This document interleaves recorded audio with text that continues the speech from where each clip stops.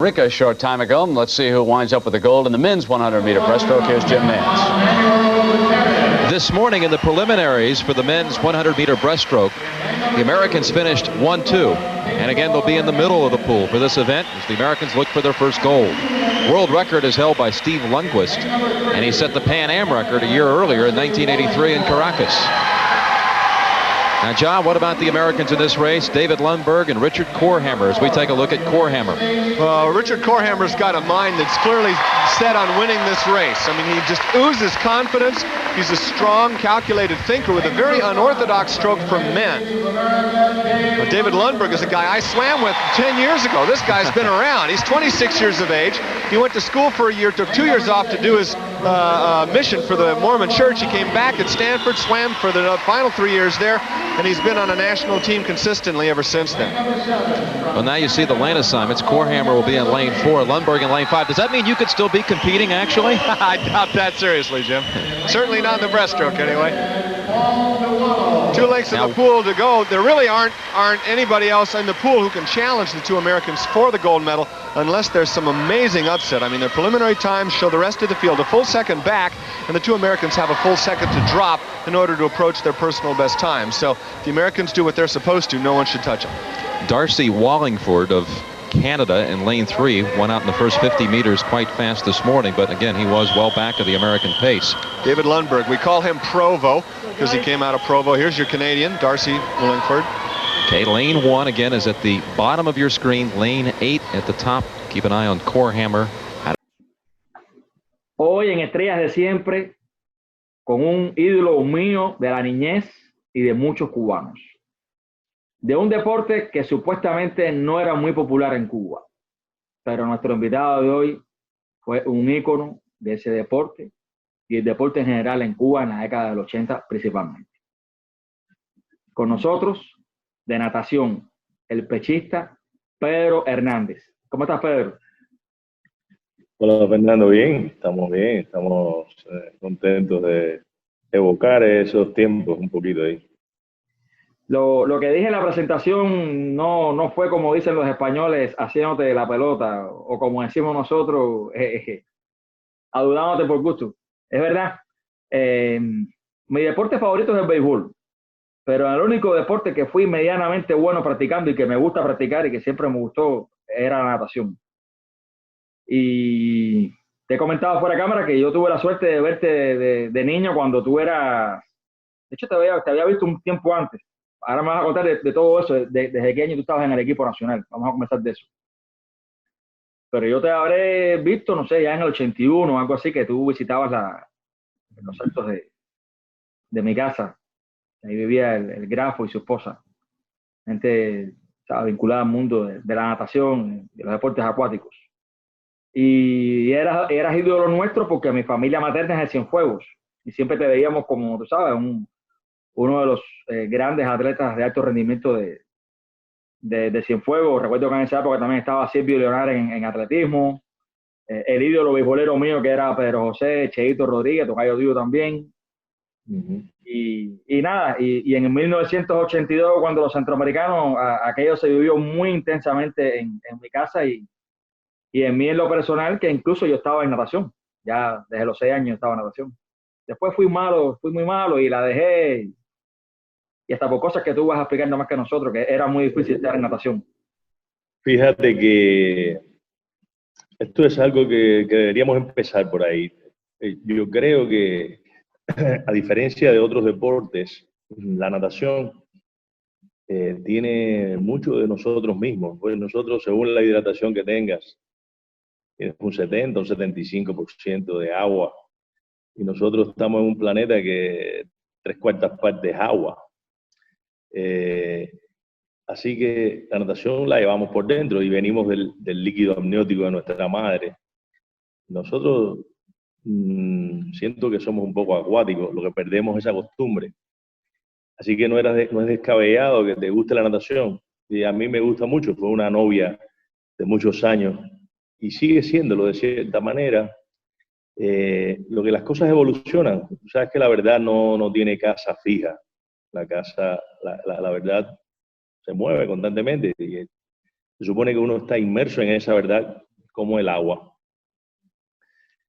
Cuando tú me dices que eres malo o eres bueno, eso es bien relativo, porque yo lo que creo que el deporte deberíamos cultivarlo de la manera correcta. Y es un poquito por eso que me he quitado de seguir o ser fanático del deporte de alto rendimiento, porque deslinda un poco o menosprecia un poco a personas que hacen tanto o más esfuerzo que el que lleva la medalla de oro.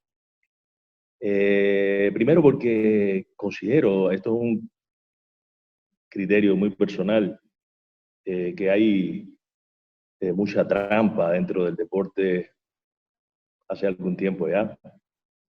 Es una historia súper interesante lo que pasaba con la natación en el caso de las féminas del este de Alemania. Y es un capítulo que se puede seguir exprimiendo, pero no queremos hablar de eso. Lo que queremos hablar es, lo que yo quiero hablar es del entusiasmo y de la disciplina que hace el deporte. La natación en particular es un deporte que, al ser un poco individual, aunque es un deporte individual, pues uno tiene que participar en los relevos y es un equipo y tal, pero es un permanente ejercicio de superación personal y tú estás en contacto con el agua, del cual somos parte, ¿no? Como te decía, cualquier persona que participe en natación, que practique natación, es siempre buena y creo que hace mejor al individuo en muchas facetas. Así que estoy un poco en desacuerdo contigo en que eras malo o eras bueno. Eso es muy relativo. Si te superaste y aprendiste, pues entonces eso está bueno, ¿eh? Sí, sí. No. Mira, nunca pude dominar el estilo mariposa. Me encanta el estilo pecho, No. me encanta el estilo espalda, que son mis mejores estilos, y el libre, pero mariposa nunca lo dominé. Nunca. Okay. Y Pero nada, un poco de tiempo. que... Pero, hay que hacer otras cosas. Hay que hacer otras cosas en la vida, ¿no? Claro. No, y no me visualicé en el alto ¿Qué rendimiento. tiempo creo que es algo un poco delicado. Eso es otro capítulo dentro del deporte, ¿no? Dentro de la actividad física. El alto rendimiento ya es un extremo. Y dicen que los extremos nunca son tan buenos. Así que, ¿qué tú me ibas a preguntar? Sí, por ejemplo, en Cuba se hablaba mucho de la masividad en el deporte. No sé qué opinan sobre eso. ¿En un momento fue real, después ya no tanto? ¿O sí? ¿O era una mera consigna? ¿O se convirtió en una mera consigna? Para pasar a esto del campeonismo, el championismo, de las medallas, a todo lo que trajo eso, de propaganda y todo, que igual nosotros lo disfrutamos porque queríamos ver campeones. Nosotros, imagínate, en la población eso es lo que se jugó mucho con eso. Claro. Pero se perdió el concepto de la masividad. ¿Piensas que sí o no? Fernando, uno se convierte hasta cierta edad en lo que le enseñan. Y de cierta edad en adelante, uno comienza a ver con sus propios ojos. Así que no me gusta ser revisionista de lo que ya pasó, o crítico de lo que ya pasó, pues sí, podemos revisarlo. Yo creo que se hizo tremendo trabajo. Hay un montón de personas que son héroes dentro del deporte de Cuba, que hicieron posible ciertos resultados con el mínimo de condiciones. Pues sí, me parece muy vocacional lo que hacían muchos de los entrenadores, la selección de talentos y todo ese tipo de cosas que en resumen era la masividad de aquella para lograr algo que entonces no estoy tan de acuerdo. Y era como poner el nombre de Cuba, que a la larga es una suma de otras cosas, o el nombre del gobierno que está administrando el país para aparentemente dar una luz, dar una imagen que de cierta manera entonces es falsa, porque la verdad es que la gente, bueno, el resultado final lo estamos viendo. La mayoría de los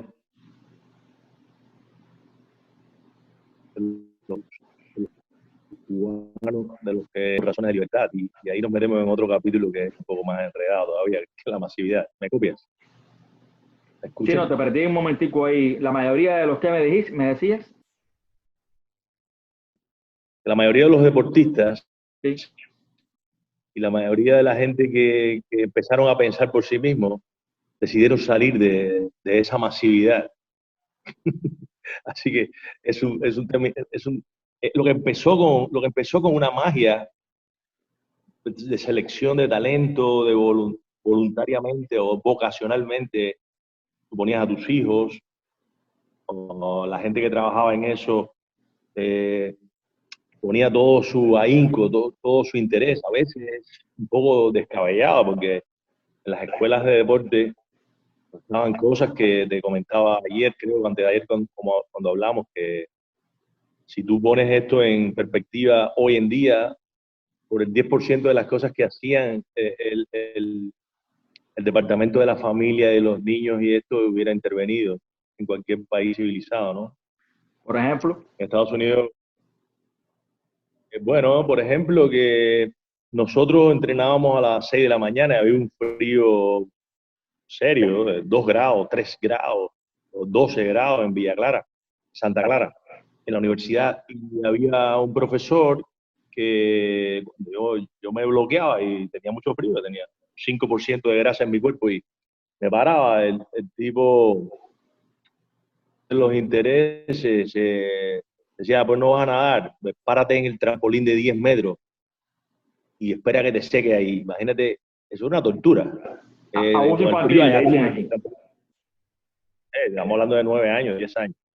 Eh, yo me recuerdo que estaba totalmente, tengo fotos incluso de todo totalmente cianótico, morado, el frío. Y cuando me secaba, pues decía, ahora tírate otra vez. Entonces yo cogí una neumonía que por poco me muero. Yo, en un momento determinado dije que no quería nadar más. Nada, dejaba el traje de baño, la truza para escaparme de la natación y nos tiraban desnudos a nadar por la oscuridad.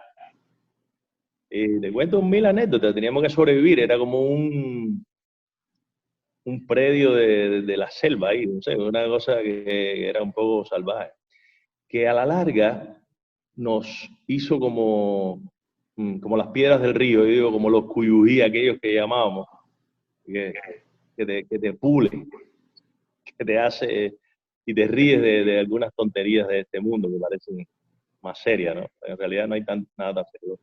Los que sobrevivimos a eso, tengo que decirte que buenos y malos, según la perspectiva de las medallas que cogían o lo que sea que quiere ver el mundo, todo el mundo que pasó por esas pruebas, son gente que están derechos, que están que tienen una vida de cierto orden o de cierto éxito, en el sentido que yo lo miro el éxito, ¿no? Como de superación a sí mismo y de estabilidad emocional. Eh, eres como un sobreviviente, ¿no? De algo que pasaste. Muchos Entonces esa es sobrevivientes, medalla. como los cubanos. Es una medalla que no se oxida, es una medalla que no pierde valor, es una medalla que, que es así, me atesoro con mucho recelo, con mucho... es algo bien particular porque todas las medallas y todas las cosas que yo gané durante la carrera de natación, pues están en algún lugar en Cuba donde ni siquiera sé dónde está. Porque eh, ya te dije, no me dicen nada. Te lo digo sinceramente. Sin embargo, esos pequeños detalles que te comento están ahí marcados y me hacen empinarme todos los días para levantarme temprano, para tener un proyecto nuevo siempre. Y la verdad es esa, que lo que más me interesa es cuidar eso muy adentro, muy sacándolo del ego. Entonces no conservas las medallas ni los trofeos, por ejemplo. O sea, no es una cosa que te importe mucho. No los conservo. Esta mañana, esta tarde, cuando subí a la casa, siempre suelo hacer una llamada a mi madre y ella me está recordando de que ¿dónde estarán todas las cosas? Porque ellas salieron de Cuba también y están con mi hermano en Texas. Y obviamente tú tienes que salir con un maletín de Cuba, salir. Y se quedaron todo eso por allá por un lugar. Eso fue no premeditado, pero la verdad es que no me interesa tener esas cosas, no me dicen nada. Lo que sí me interesa es evocar y pensar los escollos, las dificultades que pasé para poder lograr esas cosas. Eso me inspira siempre, ¿no? Me hace... ¿Por qué de tan pequeño te inclinaste por la natación? ¿Fue en Cienfuegos? Sí, fue en Cienfuegos, porque nosotros, mi hermano y yo, éramos un poco traviesos y estábamos escapándonos constantemente desde la casa donde vivíamos con mis padres, al río, acá y allá, y mi madre preocupada porque no fuéramos a ahogarnos, pues nos llevó al CBD allá con Punta Gorda a aprender clase de natación. La verdad es que ya nosotros sabíamos nadar, habíamos aprendido artesanalmente ahí en una poza por atrás de la casa, porque vivíamos en Caunao. Mi padre, que es médico, en Caunao, al lado del aeropuerto, teníamos una casita chula ahí que me encantaba porque tenía un gran patio y tú, o sea, podías libremente salir. Por ahí recuerdo que siempre hubo muchas matas de mango, no sé si eso... Sí, había matas de todo tipo. Era un lugar mágico porque era una libertad absoluta, no había ningún tipo de peligro, excepto que tú te fueras a ahogar por ahí y podíamos cazar palomas, cazar mariposas, comer mangos, ciruelas, lo que había. Y recuerdo que los niños, yo estaba creo que en segundo grado empezando ahí, o el final del primer grado, nunca se me olvida que unos niños iban a la escuela descalzos. Estábamos aprendiendo las cosas y wow. Y nada, es algo que me llamó la atención, pero la verdad es que inmediatamente después que fui a la escuela de aprender natación, me cogieron para la EIDE de Cienfuegos y después para la Santa Clara y así. Fue como muy fácil se dio eso, ¿no? Y esa fue la cosa que ocurrió referente a la escoger natación. Me gustaba siempre jugar fútbol, jugar pelota, me gustaba jugar todo, pero la natación fue la novia más persistente, fue la más inteligente además también. Entonces, ¿a qué edad empezaste natación? ¿A los 6 años? ¿Un poquito más? 7 años. 7 años. 7 años. 7 años. Sí. ¿Y cómo fue aquel proceso después de todas aquellas torturas, aquellos fríos? Yo recuerdo los fríos, eso fue una cosa que me hizo irme a la natación, los fríos aquellos. Sí, eso estaba. Tremendo. Yo estaba en el Parque Lenin.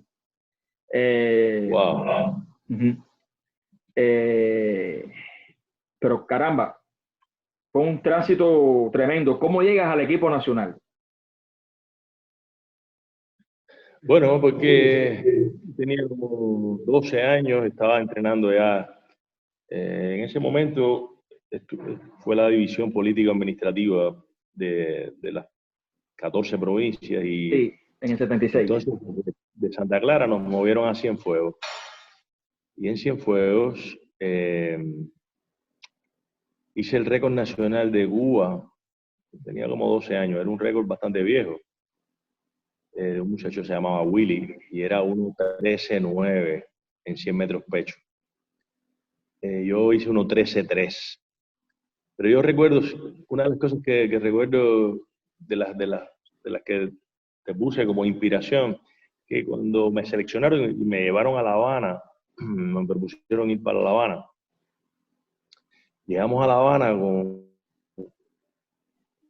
De verdad yo tenía una vida agradable en Cienfuegos. Todos los viernes iba, tenía el sábado y el domingo, iba a pescar y tenía una tremenda libertad de que la infancia se refiere, pues es muy importante eso, yo creo. Ser libre, ser independiente, experimentar varias cosas. Y después cuando me llevaron a La Habana, wow, llegamos a un lugar, en el Marcelo Salado, Fernando, que no habían puertas, ni había ventanas apenas. Los baños estaban desbordados de excremento. Era como, o sea, era un campo de concentración eso, tú te imaginas. Y eso era ya en la década del 70. ¿De qué año estamos hablando? ¿77? 79. Año 79, exactamente, cuando llegué a... Año 79. Llegué a La Habana. Y después empezaron a mejorar las cosas, pero ese primer impacto fue difícil. Yo quería retornar también.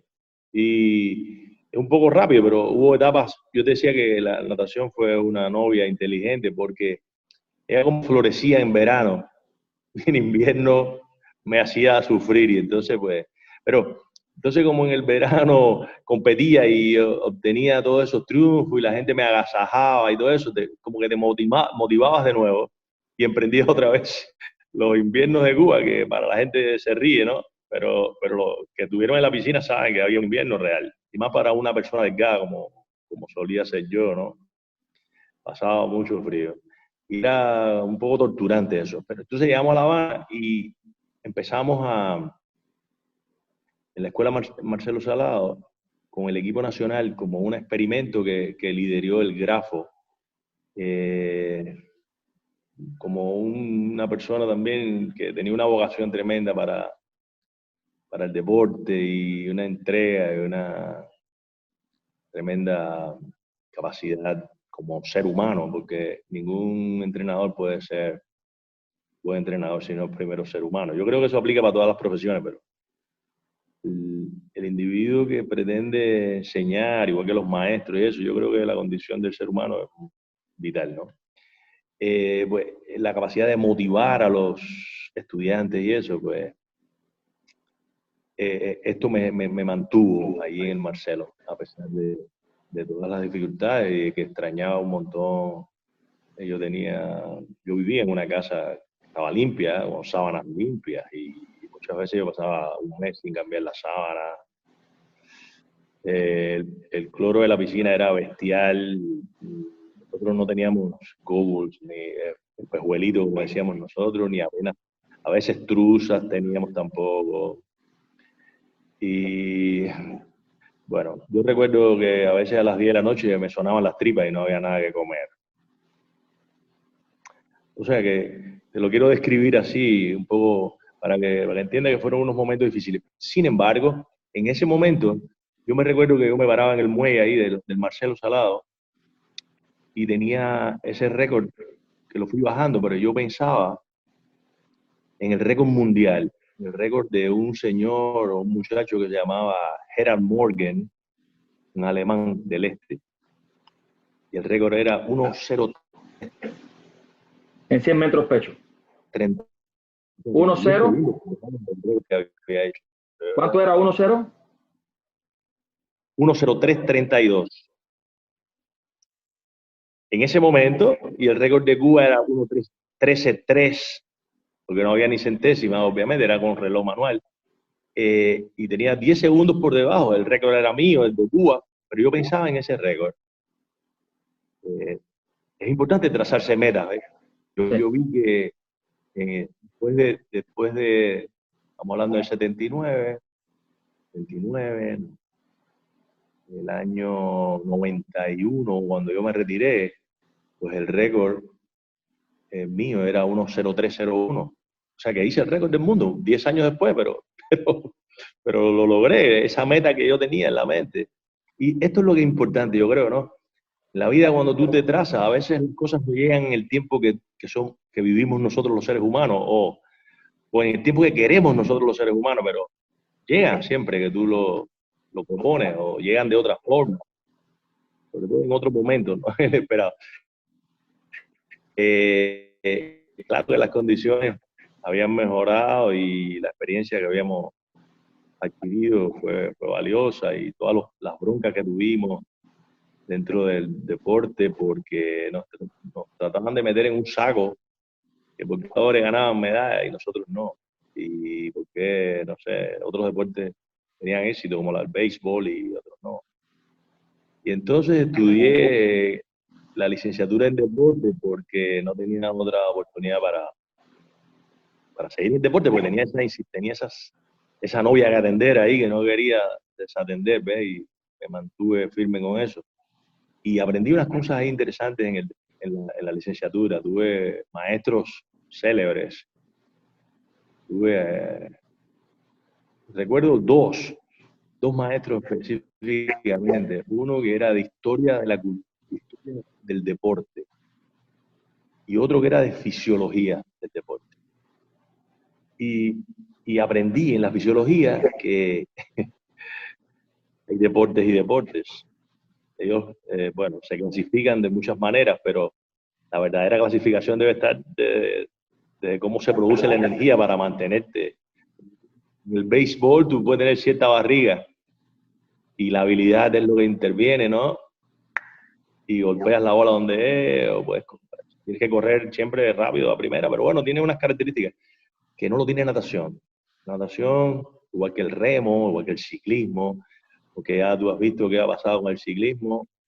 No se ha visto tanto como en la natación, pero en el ciclismo es un escándalo esto del doping. Es algo, el doping, sí, es algo ridículo. Y al remo, sí, el tipo de deportes que llaman cíclicos. La natación, dentro de eso, aprendí que, por ejemplo, como el agua, al ser 1000 veces más densa que el aire, dice que tienen cifras redondas. Cuando tú haces ejercicio dentro del agua, un 75% más de gasto calórico que un ejercicio de igual intensidad fuera del agua. Si tú te puedes analizar eso, tú dices, wow, porque cuando los muchachos van a la playa y se están un día nadando, están ahí, tienen mucha hambre por esa razón. O el gasto energético que tenía Michael Phelps cuando nadaba, tú viste que se comía 6.000 calorías, no sé si viste el documental ese famoso que ha ido por ahí, pero es real que el deporte dentro del agua, bueno, está el polo acuático, el nado sincronizado, el clavado que entra y sale, que tiene otras características, pero igual, todo lo que tú haces dentro del agua tiene un gasto energético. El agua absorbe calorías más que el aire. Y entonces, pues eso tiene una repercusión, obviamente física, pero obviamente intelectual también. Porque tú tienes que estar en balance con lo que está pasando en tu cuerpo. ¿Por qué pechista? ¿Siempre pechista de niño? Se me daba más fácil el pecho, pero nadaba combinado también, y creo que nadaba bastante bien la mariposa también. Pero el pecho fue, o sea, decidimos especializar en eso porque tenía los mejores resultados naturalmente, y así es como hace la selección. El niño empieza, son técnicas de nado, y el estilo es lo que uno apropia de esas técnicas, el estilo que cada individuo hace. Como tú me dijiste, por ejemplo, la mariposa nunca le pude coger el golpe. No. Tal vez faltó un buen maestro, pero es parte de la naturaleza del ser humano. A veces uno coordina mejor de una manera o de otra, y así, es algo que no decide uno 100%. Y no es como el hardware que tiene uno de fábrica. Principales entrenadores a los que más, no sé, le debes aprendizajes, por ejemplo, tanto en tu etapa en los años Sí. 70 como a partir del equipo nacional en el 79. Claro, pues hay que señalar muchas personas, sí. Yo tuve a Nancy, que me enseñó algunas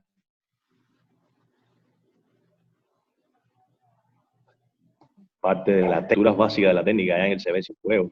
Después tuvimos a Santiago Pozo, que ya murió, está en Perú. Después a Toledo, después a Omar, después a Pepe Fernández, al Grafo, a Pepe Vázquez. Y también tuvimos enseñanzas de entrenadores húngaros, de Thomas Sachi y del alemán que estaba con nosotros, que se llamaba Gerhard Hübner, que nos asistió y nos dio algunas... Él trataba de aplicar algo de Alemania, pero el Caribe es algo extraño y Cuba es algo particular también. Hay unos fenómenos que no se dan casi en ninguna parte. Nosotros somos como una especie un poco extraña, no sé. Sí. No digo ni mejor ni peor, pero tenemos unas combinaciones que... Somos distintos a toda América Latina, incluidos los del Caribe. Somos distintos. Bueno, yo creo que sí. Uno se parece al entorno. Cuba tiene un entorno, tuvo un entorno, nosotros crecimos en un entorno muy particular, pero anteriormente igual. Yo no sé, no conozco mucho, porque nosotros nacimos en el 64, tú naciste todavía más joven que yo, y yo aprendí lo que me enseñaron, y ya te digo, empecé a mirar después de, qué sé yo, 40 años, 30 y pico años, a mirar con mis propios ojos y a buscar con mis propias percepciones lo que yo entiendo que he encontrado ahora. Que como te decía también, pues esto se mueve constantemente, pero básico es que nosotros crecimos en un entorno muy diferente al resto de los países, no sé, algo que es así. Es así. Sí.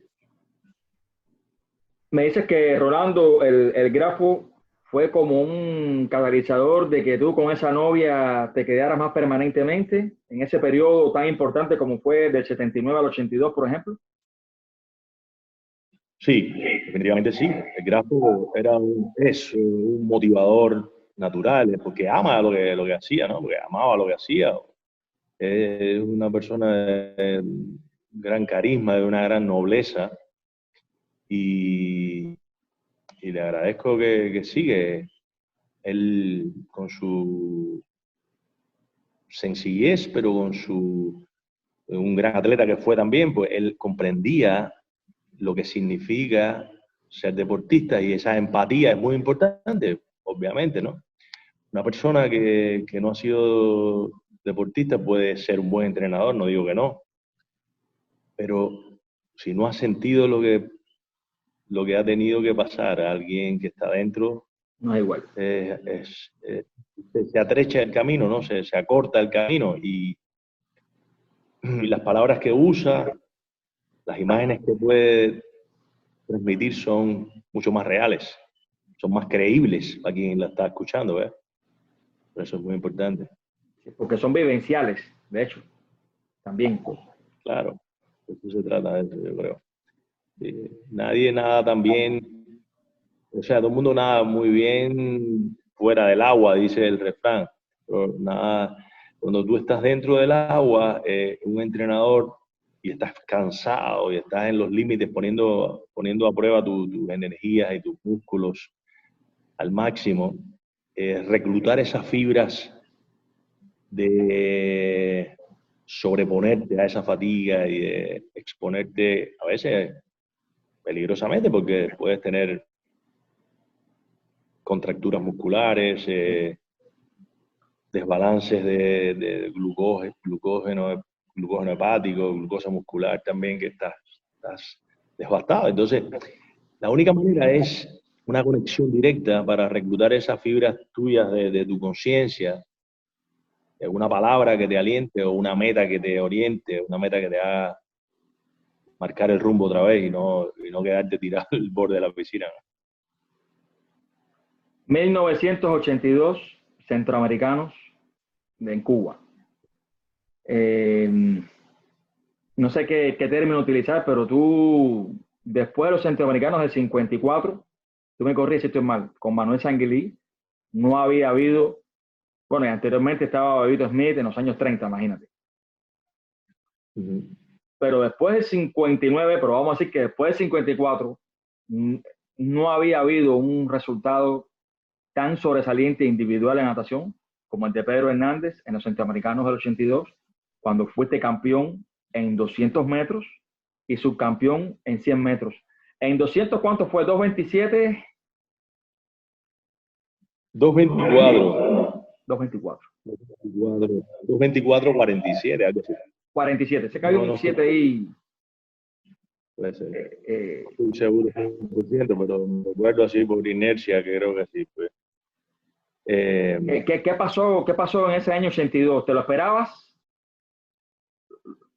Bueno, habíamos trabajado intensamente, un poco empírico el trabajo. Eso nos damos cuenta después, ¿no? Porque la verdad es que la experiencia de los seres humanos se acumulaba, siempre se ha acumulado. Pues, cuando tú quemas las bibliotecas de Alejandría, el mundo se sumergió en la Edad Media. Sí. Cuando tú abandonas un estatus de orden o la gente que tiene experiencia de algo, tú los deslindas, los sacas, porque X razones que no tienen nada que ver con lo que es importante que estás haciendo. El desempeño, sí, el rendimiento. Tú rompes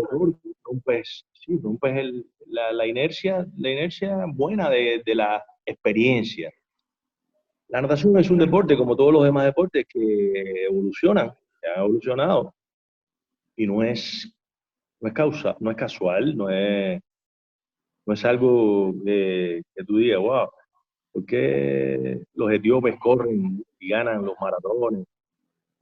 O los jamaiquinos ganan los 100 metros planos. En la natación, los nadadores que están en la élite, en la época en que yo nadaba, todos respondían a un sistema de países desarrollados. Todos, absolutamente. Y los que no, como había unos casos de Anthony Nesti más adelante, entrenaban en los Estados Unidos. Eran de Surinam, o eran de Venezuela, o eran de no sé dónde, pero el mundo estaba en el sistema americano de natación, o en el caso de los europeos, obviamente, ¿no? Y Cuba era un fenómeno que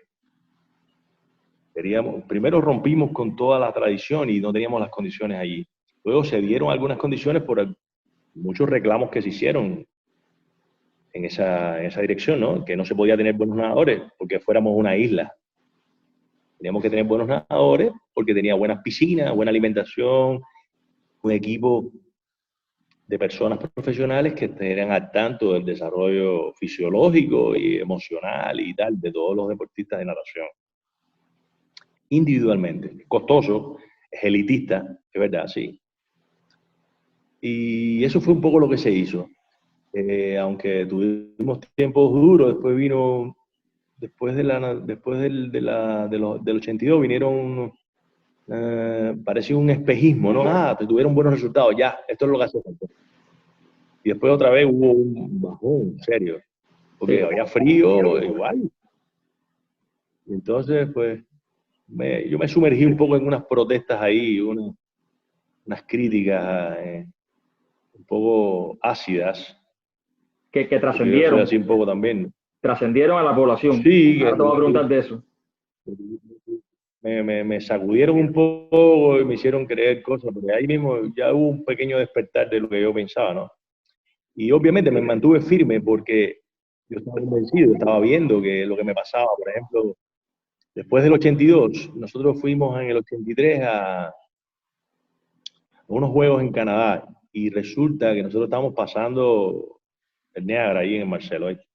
Era comiendo masa real y comiendo chicharro y arroz con chícharo y eso. Y bueno, cuando tú te encuentras en un lugar como en Edmonton que fuimos, en una mesa buffet, nos dimos una comelata de esa permanente, sin control, y entonces no sabíamos que eso tenía su repercusión, obviamente. Y el grado de acidez de los músculos, que me sentía bien, no podía moverme rápido me sentía como que la barriga arrastrando por el piso. Y habían otros factores que descubrí también. Nosotros estábamos entrenando en el verano en Cuba y tenía 30 grados, 29, 30, hasta 32 grados, que era fatal, porque estábamos casi a punto de deshidratarnos y tomando agua azúcar, en el mejor de los casos, o si no, tomando agua de un chorro que entraba a la piscina directo del acueducto. Eso era para tomar agua. O tomando agua de la piscina. Estas eran las tres opciones cuando no estaba entrando el agua del acueducto. Digamos, agua de azúcar, con tus amigas y lo que se veía. Agua de acueducto de la entrada de la piscina. Eso es sobrevivencia, son pruebas. Entonces llegamos a Canadá, nos comimos esa comida y hicimos una porquería. El agua estaba a 32 grados y la FINA, la Federación Internacional de Natación, establece de 24 a 27 grados. O sea que yo sentía el agua fría. Me parecía que estaba nadando como, de pronto tú estás batiendo un agua que se mueve bien fácil y a 30 grados. Y cuando te la ponen en 26, 25 que estaba, parecía que te habían puesto en leche condensada, literalmente. Es algo bien interesante eso, pero bueno, eso fue una de las cosas que estuve peleando, porque yo digo, no puede ser. Entonces en Cuba, ya tú sabes, con la bravuconería y el latinismo barato ese de que, no, te apendejaste, esa era la palabra que usaba. Y nada que ver, es que no te podías mover, estabas lleno de comida y el agua diferente. Entonces, entre otras razones, ¿no? Pero eso era básicamente lo que pasaba. La natación en el 81 marcó ese hito de 28 años, creo que no había un resultado de esa envergadura. Y al mismo tiempo hubo como un conformismo y dijimos, ya logramos. Faltaba mucho. Y no fue sino hasta algo bien curioso que pasó, Fernando, que mucha gente ni lo sabe. Es que yo nadé hasta el año 91 en los Panamericanos. Nunca en Cuba me fue muy bien la natación porque no pude nunca casi manejar la presión tan enorme que tenía sobre mí. En los Centroamericanos gané esa... ¿Presión de qué? ¿Del público? ¿De tu ambiente? Del ambiente interno y externo de todo el mundo. Me sentía presionado. Tal vez eso es un fenómeno mío, pero nunca pude manejarlo. Fuera de Cuba, solía sentirme más despejado, sin tanta presión.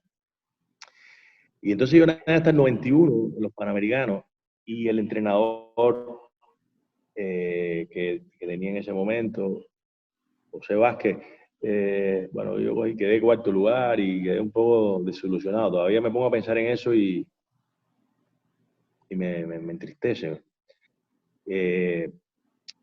Me quedé otro año más hasta el 92 para los Juegos Olímpicos de Barcelona, porque no habíamos podido participar en ningún otro Juego Olímpico y una decisión del entrenador en aquel momento, pues no me llevaron a los Juegos Olímpicos. Entonces, bueno, ahí me retiré. Lo curioso fue que entonces después, estando en Costa Rica como entrenador, en el año 96, fui a los Juegos Olímpicos de Atlanta y pude ver ahí directamente cuando Falcón y Neisser ganaron las medallas de plata y bronce. Estuve viviéndolo a través, como un mensaje del universo, ¿no? Que me premió y me llevó. Y esto curó un poco, fue como un bálsamo, ¿no? De poder haber disfrutado de esa victoria, que de esa victoria sí quiero beber y quiero conservar ese momento histórico para la natación. Que la verdad es que no hay países pequeños, ni hay hombres pequeños, sino que hay, en todos los lugares hay gente grande, gente que se interesa por algo y que logra grandes cosas. Y fue el caso de estos muchachos, ¿no? Que Neisser, cada rato hablo con él, y Falcon no, porque Falcon está en Cuba, pero como un colofón de algo que no pude hacer, que no pude llegar a eso. Aunque fui al campeonato mundial y tengo una medalla de plata en el campeonato mundial y tengo 6 medallas en copas del mundo. Siento que empleé todo lo que yo podía, la energía que tenía disponible y la técnica que tenía disponible, lo mejor que se pudo lograr. Entonces, pues ahí hay una paz, hay un éxito real, ¿no? Y la natación me enseñó eso, ¿no? Que cuando tú eres sistemático, cuando tú tienes un interés en algo genuinamente, pues se logran cosas interesantes, se logran cosas. ¿Hubo algún resultado importante tuyo en la arena internacional antes de los Centroamericanos del 82?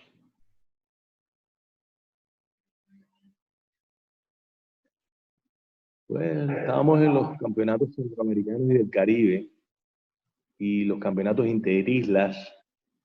Precisamente en Puerto Rico, vinimos en el año 1980 aquí a Puerto Rico. Yo vivo en Puerto Rico. Sí, no lo he dicho, pero... Sí, y vinimos en el año 80, aquí yo tenía 15 años y gané la medalla de oro en los 100 pechos. Para mí fue importante porque fue como un estímulo para decir, bueno, se puede hacer algo. Se puede seguir nadando y se puede aspirar a algo más. Me abrió el mundo. Más que las medallas, el hecho de poder viajar y de contrastar las realidades de otros países enriquece mucho eso. Muy valioso. Fue muy valioso en mi caso particular. Ya tú mencionaste algo. En Cuba, hasta públicamente, políticamente, se decía, mal dicho, por cierto, de que en Cuba tenía que haber buenos nadadores porque era una isla. Ya de eso hablaste algo, es un disparate. Pero también yo he escuchado, quiero oír tu criterio, que eres una voz más que autorizada en lo que te voy a preguntar, de que ahora se dice que fisiológicamente, físicamente, morfológicamente, los cubanos no somos como muy aptos para la natación. ¿Qué hay de cierto en eso? Porque eso lo he leído, lo he escuchado. Ahora resulta ser que los cubanos no somos buenos para la natación per se. ¿Lo has escuchado eso? ¿Lo compartes o no? Yo creo que las generalizaciones siempre son falsas.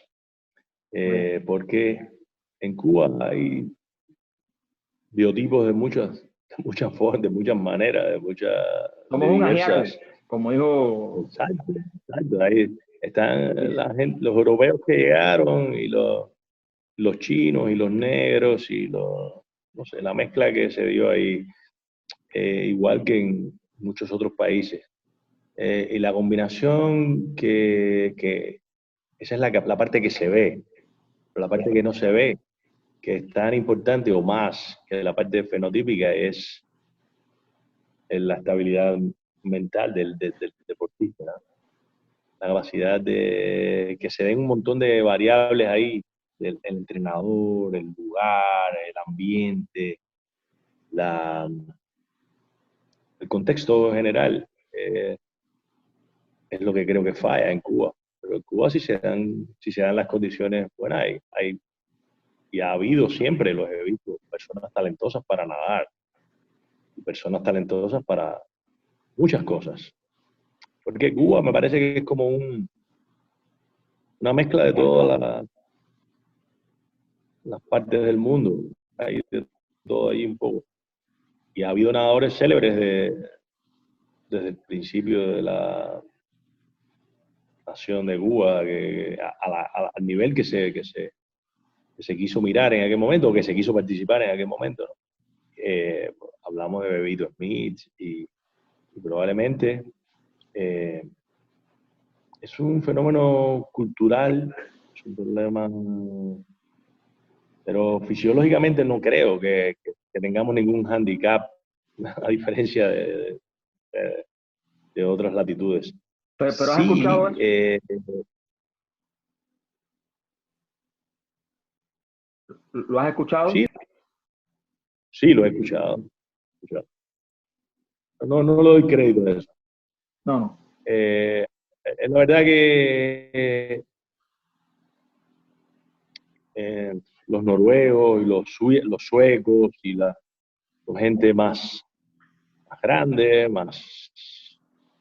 tienen extremidades más largas, por ende, y que no sé, no he medido la explotabilidad que tienen, ni otras variables, ni la capacidad psicológica que tienen para emprender, someterse a un entrenamiento intenso, pero es evidente que en Cuba pueden haber gente con esas características también. No creo que estamos excluidos, sino es que es costoso, es un fenómeno que requiere recursos, y en Cuba primero hay que sobrevivir y después poder hacer otras cosas. Imagínate.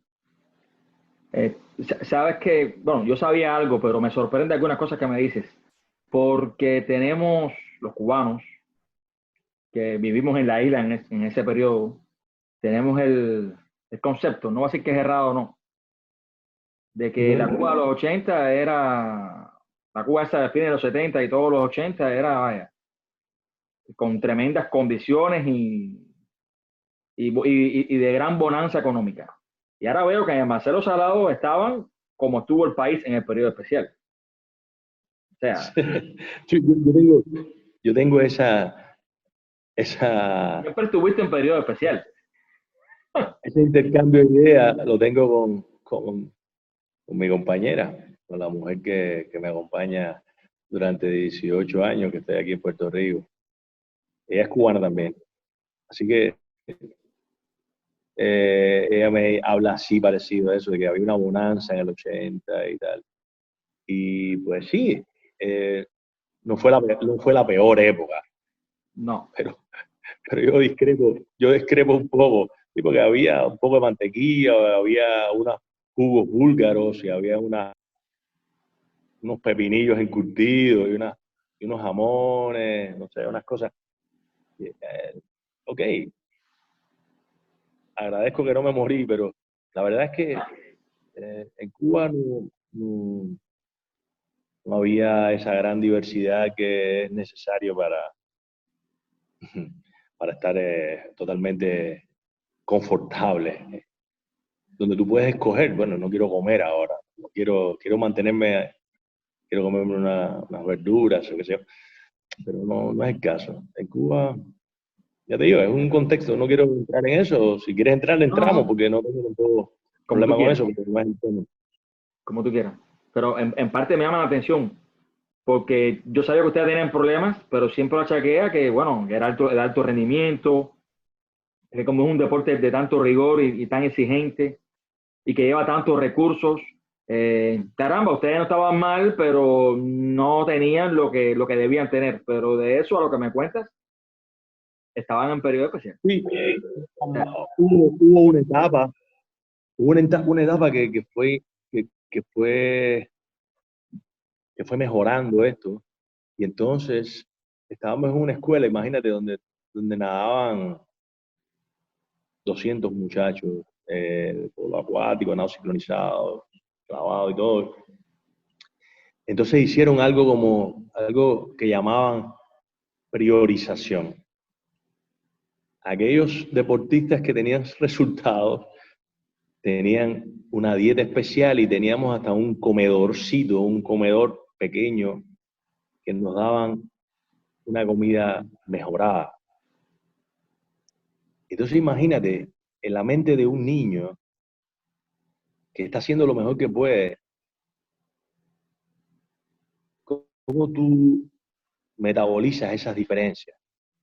Después que te estás jodiendo y te estás levantando a las 6 de la mañana igual. Yo tenía amigos míos que estaban ahí en el preuniversitario conmigo y a rato me sacan eso. No, porque tú estabas en el comedorcito. O sea que era una huella. Y es verdad, ¿no? Claro, era una diferencia. La del comedorcito, todavía tú no sabes lo que es, ¿no? La leche quemada y una tostada. Y nosotros en esa época, después de los 82, no, estamos hablando de los 80, 80 y pico, mejoró, hubo una diferencia allí, después del 82 mejoró un poco más y estuvo así, como las cosas suelen ocurrir en Cuba, que es sube y baja, ¿no? No es sistemático, es estándar. Claro. Pero sí mejoraron las condiciones, como estábamos antes. En cuanto pudo ayudar o no aquel fuerte vínculo, cooperación que hubo con los países de Europa del Este en la natación, y sobre todo recuerdo nítidamente con la gente o sea, con los entrenadores y los deportistas de la RADA, de la RDA, de Europa del Este.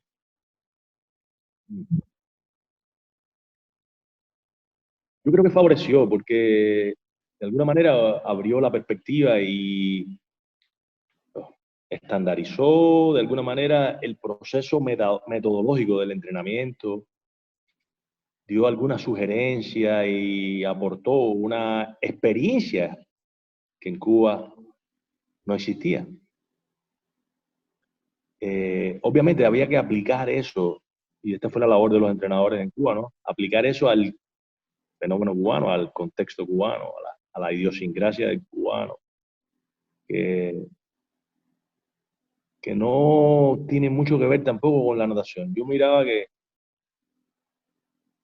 el cubano, por regla general, prefiere, y esto es una anécdota que decía el alemán, prefiere que digan, vamos a cortar toda la caña hoy y terminamos a las 3 de la mañana, o vamos a cortar a las 6 de la mañana 3 cañas todos los días.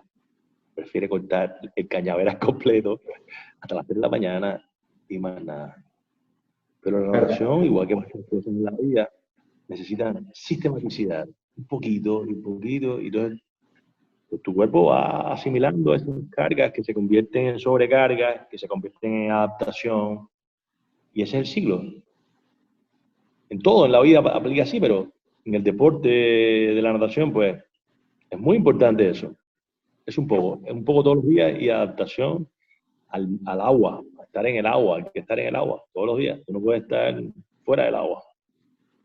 Y así que aportó una experiencia. A mí me aportó, me abrió una perspectiva diferente. Y estoy agradecido por eso. Creo recordar, o algunos recordamos, que tú en algún momento de aquellos años 80 en que eras realmente el abanderado, el puntero en las demandas de ustedes. Recuerdo alguna que otra entrevista tuya en Radio Rebelde. Recuerdo una entrevista televisiva, tú me rectificas, yo era muchacho y adolescente después. Creo que en aquel programa que era 9550. Puede ser o no, que tú ibas ahí, hablabas y hablabas fuerte de las condiciones de la natación en Cuba. Creo recordar algún artículo en el periódico, en algún periódico, incluso creo que escrito por ti, ¿o me equivoco? Sí, yo estaba estudiando periodismo. Yo estudié periodismo y entonces hacía prácticas en el periódico Juventud Rebelde o Granma y también en la radio. En la radio. En la radio sí, en Radio Progreso, y así. Hacía mis prácticas. Yo te soy sincero y es que siempre me ha gustado pensar por mí mismo. Y era un poco incómodo tener que decir lo que otra gente quería que yo dijera. Así que aprovechaba esas oportunidades para decir lo que yo pensaba realmente. No era con una sana intención, era una sana resolución de resolver lo que yo veía que era necesario para poder obtener resultados, que era mi trabajo en ese momento, ese compromiso que yo tenía, ¿no? Y me molestaba un montón de que había mucha... ahora he entendido un poco que tal vez fui un poco exigente. Las exigencias, las exigencias son importantes cuando tú quieres superar, cuando tú quieres hacer algo mejor. Yo creo que las críticas que yo hacía en ningún caso era contra alguien directamente, sino contra ese sistema en que estábamos todos inmersos, que evidentemente es un sistema sumamente ineficiente, sumamente poco estimulante para desarrollar cualquier cosa, en cualquier ámbito. Se supone que el ser humano tiene que estar en un ámbito libre en el cual puede reclutar sus mejores energías para emprender ese camino y garantizar un equipo que sostenga ese contexto, ese ambiente, ¿no? Claro. Si se puede lograr eso, pues magnífico, pero no es tan artificial como de laboratorio que tú puedes decir, oh, yo quiero tener buenos deportistas y yo dedico tantos recursos, que de hecho no son tus recursos, son recursos de toda la gente que están trabajando, que a la larga yo lo veo que digo, es una locura. No teníamos que haber hecho eso, lo que teníamos que enseñar a nadar a la gente, ¿verdad? Y que el deporte fuera esto que te estoy explicando, de superarse a sí mismo, de mantenerse saludable, pero al mismo tiempo de aprender a cultivar mangos, lechuga, a criar cerdos si es necesario, a mantequilla, y hacer un país próspero y libre. Cuando tú quieres aspirar a una cosa, pues es un resultado medio falso, y en eso como que tengo mi crítica a destiempo, pero como hablamos, las cosas son como son en el tiempo que uno quiere. Yo en ese momento estaba inmerso en esa carrera de querer obtener aquel récord del mundo que yo tenía metido en mi sistema, y protestaba así, abiertamente. Ya más bien a veces me decían, pero mejor no vamos a hablar con este, porque este tipo le tira sin ningún tipo de... Entonces algunos periodistas, como quieran, el ser humano está, que hay gente que son arriesgados, ¿no? Y me dan esa oportunidad. Luego lo que me dijeron en el grama, bueno, escríbelo tú, y tú eres el que carga las consecuencias. Okay.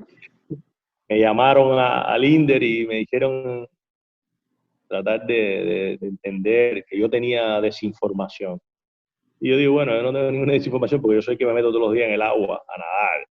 La piscina está fría con cojones, perdóname la palabra, y tiene cloro cantidad, y cuando salgo la comida está floja, y tengo debilidad, y me da hipoglicemia, etcétera, etcétera. Y obviamente le explico todas las cosas técnicas que te estoy diciendo, el agua fría o el agua caliente también es mala, y cuando vayamos a competir nos sentimos mal. No es que querramos hacer, o sea, no es que nos acobardamos o algo así, todo lo contrario, es que no se puede, no podía humanamente hacerlo. Porque, fue parte de la existencia de los deportistas y del esquema de pensamiento dentro del deporte de alto rendimiento en Cuba. Tenía directamente que ver algo con decisiones desde arriba, como casi todas las cosas en Cuba, ya tú sabes, ¿no?